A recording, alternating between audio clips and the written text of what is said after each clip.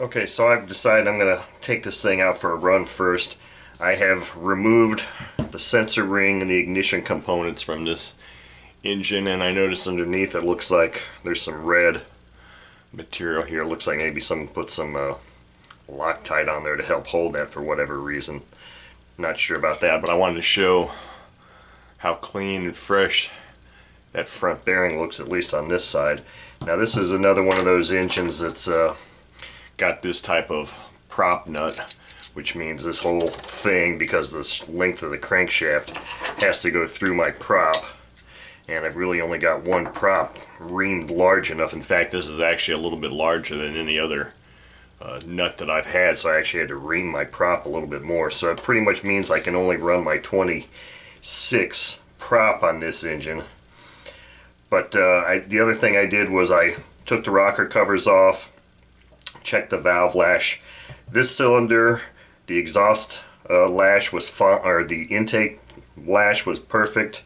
The exhaust lash was off on this cylinder, and on this cylinder both were out of spec. Exhaust and intake were out of spec. I've also installed the glow plugs from my Sato 300T. I've already mounted this, or test mounted this, on my upright. I have set the carb the way I normally do. It already, idle stop, or the throttle stop, is pretty much already set. All I did was lean the low speed out just a hair. So we're pretty much ready to go. The only other thing that I think is odd is that when you stick an extension on here, almost no matter how you put it, the exhaust is going to be contacting that, which means that's probably going to get hot. So anyway, let's mount this thing up and take it out and see if I can get a break in rain showers and get a run in.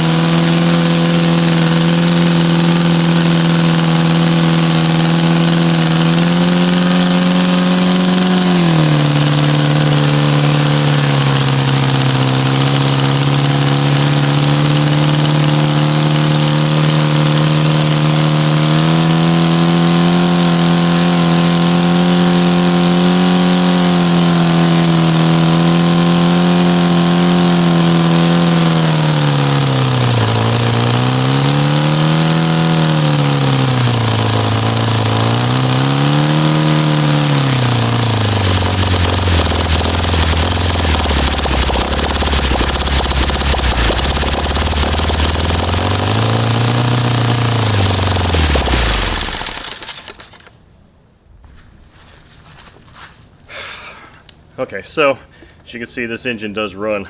This actually wasn't the first time I ran it. The very first time I fired it up, I had a bad washer under this glow plug and it was leaking, so I shut it down pretty quickly after that. After that, I found a new washer, installed a plug, turned my camera on, but forgot to hit record. So I'm sitting here running this thing thinking I'm getting a nice run, then I go and look at my camera and it's blank. So sometimes you just have one of those days. The engine runs well, I guess, for it being, we have no idea what the runtime is on it. Obviously, as you could see, this cylinder was dropping out or not firing all that great, and it's not because it's a timing issue or the valve lash or anything. This is very common with twin cylinder engines that I've seen. Not as common with an OS, which is a little odd, but with like an ASP or Magnum 160, I've seen that the initial runs, one cylinder will tend to be a lot cooler, may have a little bit more difficulty staying lit than the other. I've never really encountered that on an OS engine, but I haven't run a ton of OS twins. So that was a little odd, and I didn't like the fact that I had to keep the igniter on there for basically the entirety of the run. But I mean, the engine runs fine, and it starts easily. It sucks fuel like a dead horse in a desert. So it's I mean, it's a good running engine. It just needs some time. This was a Master Airscrew 26 and OSF plugs and S&W 5% fuel with added caster for that run. I tried to keep the RPM as low as I could for a break-in run. I didn't have it at full throttle. OS's manual says full throttle, keep the RPM really low, but I would have had to keep both glow igniters on the entire time and that would have completely killed them. This cylinder was running fine.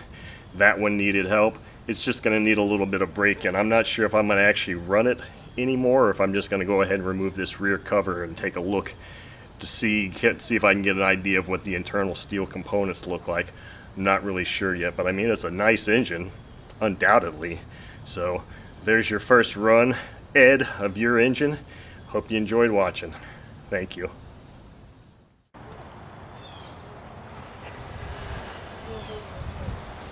Come on, Bella.